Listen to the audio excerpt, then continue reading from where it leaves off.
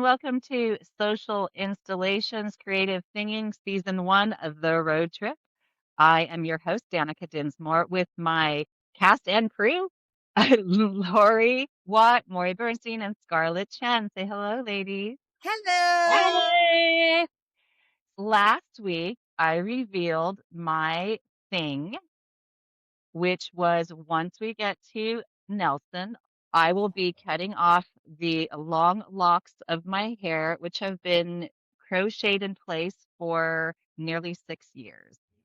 This episode, we are going to be hearing from Lori Watt. Ooh, so exciting. You're ready, right? Yes. Okay. Yes. So the location is Nakusp, BC. It's a little village town that's kind of similar to Harrison Hot Springs For all the listeners area. who know where Harrison Hot Springs is. I believe there's some retired members of the Grateful Dead that live there, although I have to confirm that with so in the town of Nakusp, my dear friend Lisa Derry lives. We go back way back and had a theater company called Frolicking Divas together years ago and did a bunch of stuff here in Vancouver. What I would like to do is visit her and her family, and she has a band with her husband, and I think Ooh. we'd have a really good time Do hanging they out need a with drummer? them. My favorite fantasy is like being someplace and somebody going, "Help! Is there a drummer in the house?" And then I go, "I'm a drummer." And then I walk up and I just like lay down a beat. I want to be like in my 60s maybe or And something. drummer? Are you a drum? I was a drummer for a year. I did drumming for a year. Well, okay, I drum. I don't know if I'd call myself a drummer, but just after COVID, when they started opening up the bars, I was in a house bar band for What? several months. Yeah, and so anyone was allowed to come up and sing or pick up an instrument or play after we had our first set. And so people thought I was a real drummer because they'd come and they pick up the mic and go, "Okay, can you play like a da da da da da?" And I'm like, "Sure." 1, 2, 3, 4. Click, click, click. I'm not fancy, but I can keep a beat. If that's all you need is a beat, I gotcha. So becoming a drummer is also part of the perimenopause menopause stage. I was 49 years old, and I'm thinking to myself, I still want to play the drum.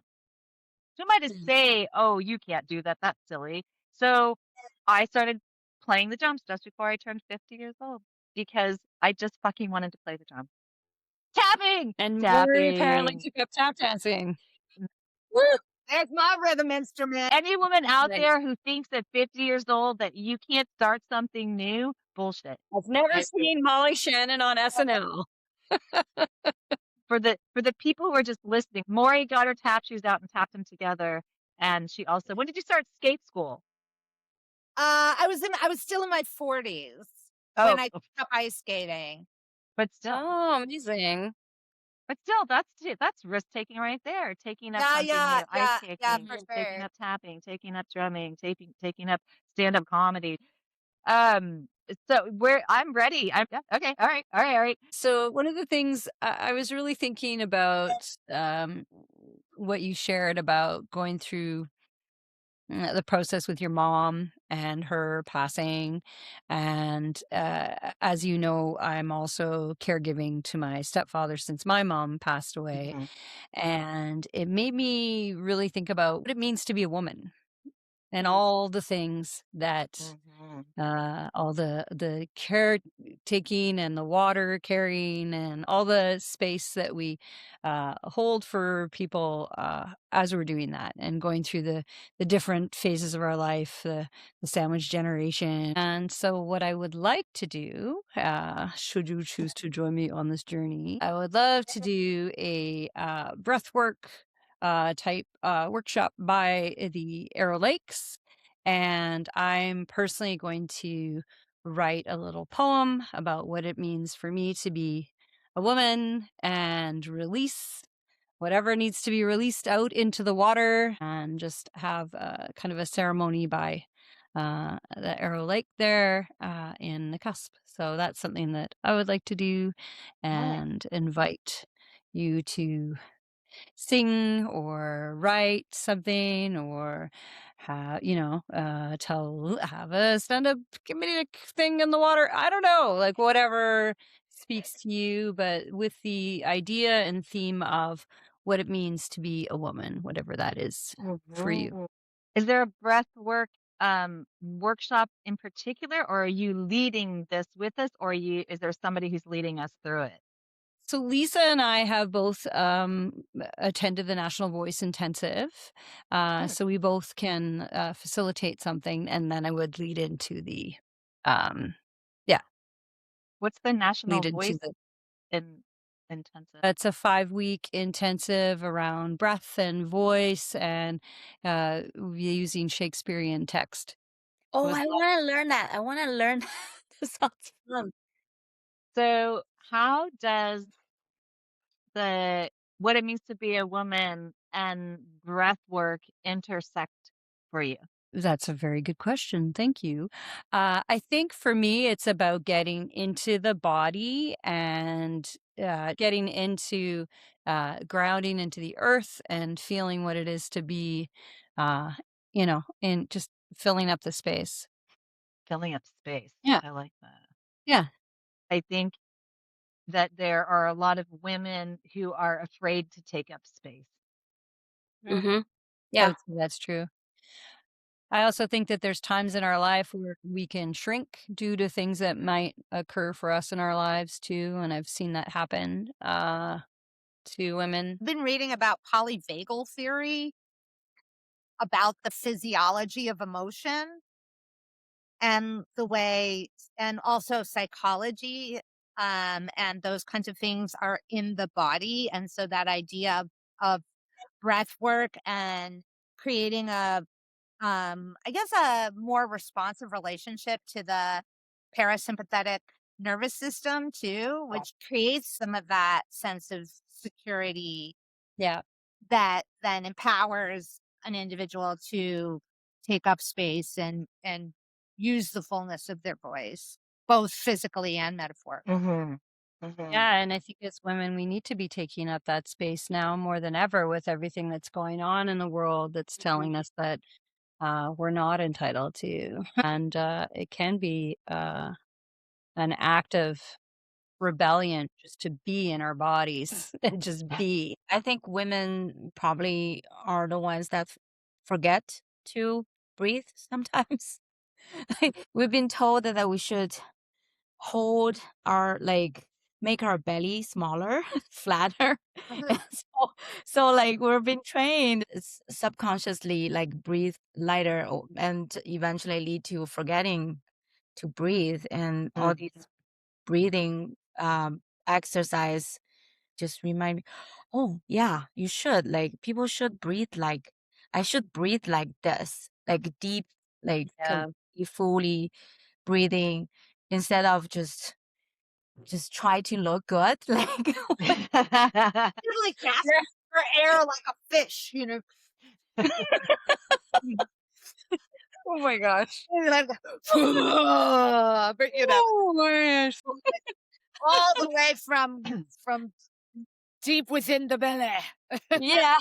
And it's so important too to move through because if you believe in Vessel van der Kolk's work, if you've ever read The Body Keeps the Score, he talks about those traumas we might experience in our lives. They're like Mm, stored somewhere in the body. So if mhm. we're holding instead of moving through, it can be quite a Unhelpful. uncomfortable thing. Yeah. Unhelpful, yeah. I have a friend who's taken up yoga. She's had cancer come back for a second time, and we have this joke about leaving it all on the mat. Right? I'm like, don't forget to leave it all on the mat. Right? She's like, I left it on the mat today, Lori. And maybe she goes in, she's raging or crying or whatever emotion comes through the movement and Mm. the breath work of that practice. While I was going through perimenopause, because I didn't know what the hell was going on for me. Like, why am I Yeah. crying on the bed in the middle of the afternoon. What do I want to go to Nelson? You called me Right? from the SkyTrain station going like, I don't know why I'm crying on the platform. Right. Yeah. Oh, I had yeah. one of those I missed the SkyTrain by like 2 seconds and I literally burst into tears. Sounds about right. Sounds about right. Everything Scarlett has to look forward to. Can everybody list out all your symptoms? We don't have time. Right. My counselor gave me this chakra meditation where you start at the bottom, you go all the way to the top, and you Yeah. picture the color of the chakra, and then you turn it white, and you let it go, and so eventually all the chakras are turning white. And you're just this stream of white light coming through you, right?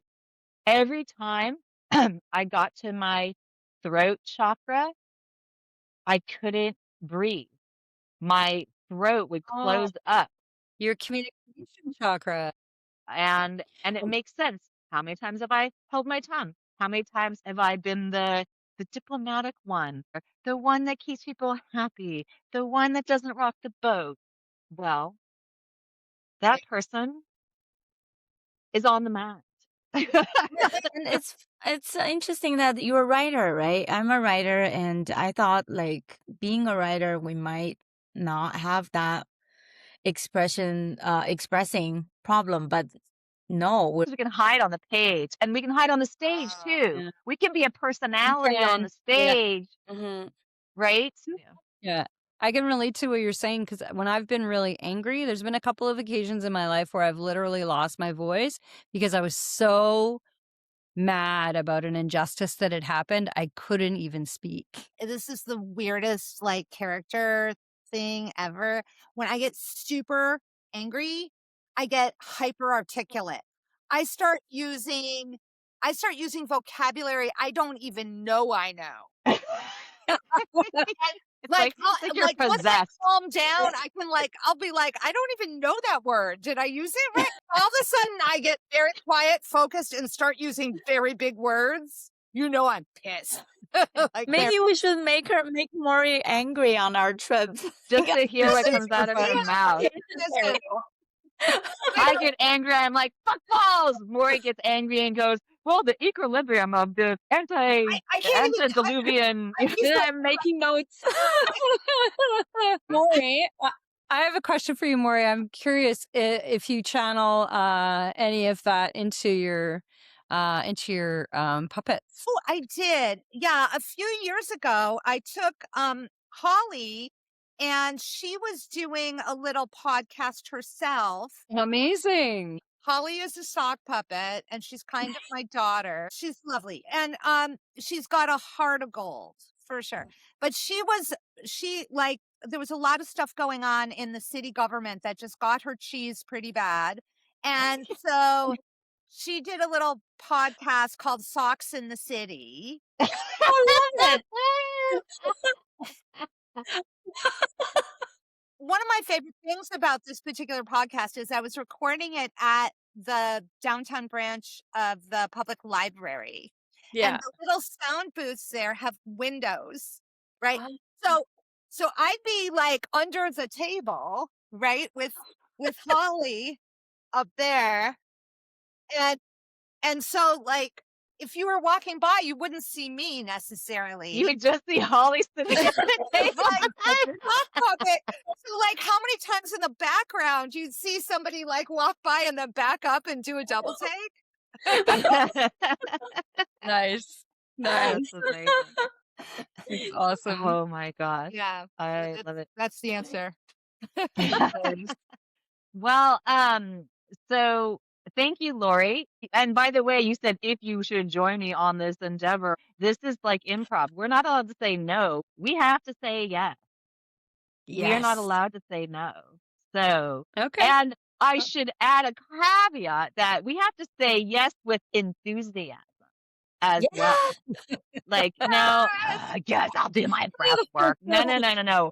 We have to say, yes, breath work is exactly what I wanted to do Yes. right now. Excellent. Love it. You know? And it'll be great. So are we complete with that, Lori, in terms of just your reveal of your thing? We feeling good? I mean, it's I mean, it's kind of a broad interpretation for all of you, that invitation, and I really just want to suggest that it can be whatever it is, because whatever it means to be a woman to any of you. You're going to lead us through a breathwork experience, and it'll Yes. come from there. Okay. Yes. All right. So next week we are going to have Scarlett Chen's thing. Yes. Yes. Okay. Where's that enthusiastic? Yes, I can't wait to share my thing.